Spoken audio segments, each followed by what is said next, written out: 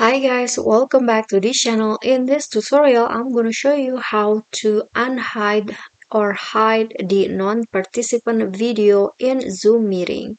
So you guys can see now I already start a meeting, and here I have two participants, which is me and also the other person.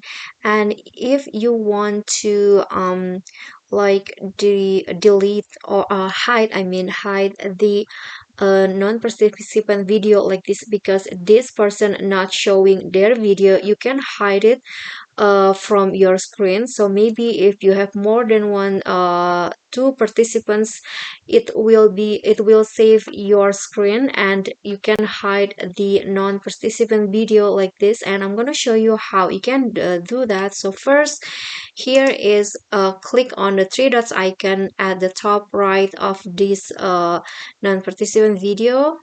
Click on that, and here you'll find an option to hide non-video participant. Just click on that, and then after that it will be hidden from your screen.